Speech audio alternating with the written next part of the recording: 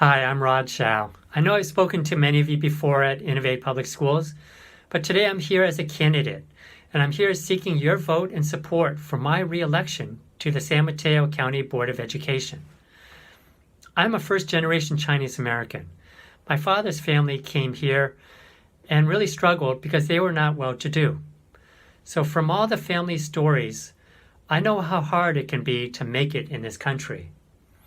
So for that reason, I pay particular attention to barriers to access and equitable education in this country.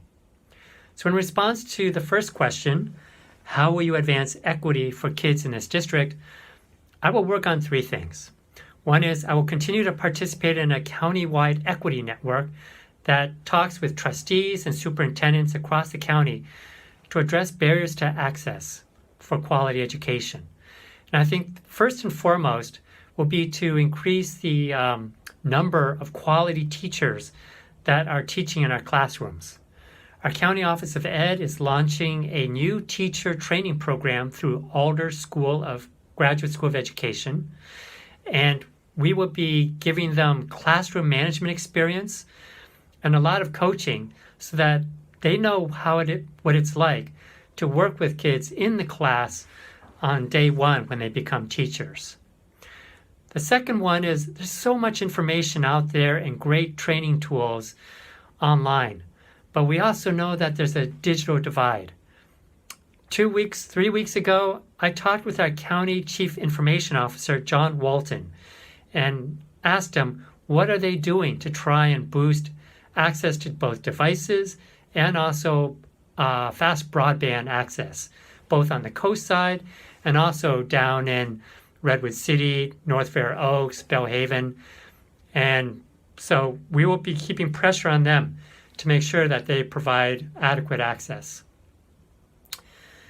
In terms of question number 2, what is your plan for supporting equitable and quality distance learning and catching up students who subsequently fall behind? Well, we're in a very difficult economic period, and parents need to work. 70% of moms work.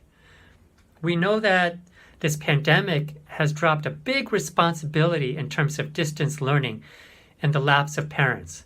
This is a huge, unexpected responsibility.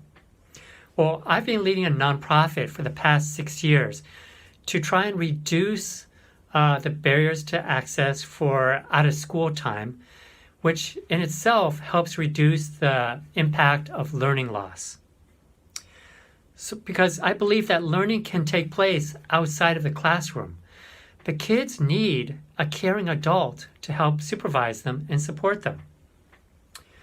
Kids can't be expected to sit in front of a computer for 3 to 4 hours a day. And you can't expect kids to do physical education by having to stand close to the computer. It's just not realistic. So, but if we have a caring adult there who can supervise them, then we can untether them from the computers and allow them to do classwork that doesn't require them to be staring at a computer the whole time.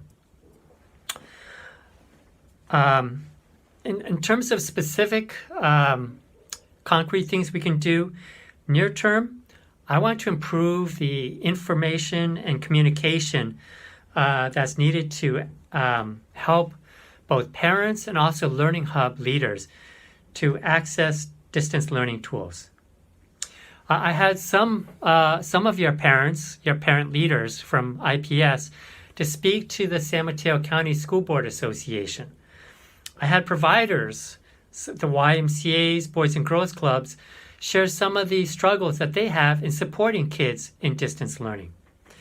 And I've launched an experiment to try and organize parents and providers to share their feedback so school districts can learn from what's happening on the ground. I hope that IPS can actually use this as a template to feed more information back to school districts to help them learn. And finally, I've been trying to organize flex schools so students have more choices and options to be with caring adults outside of school. I ask for your support. Thank you.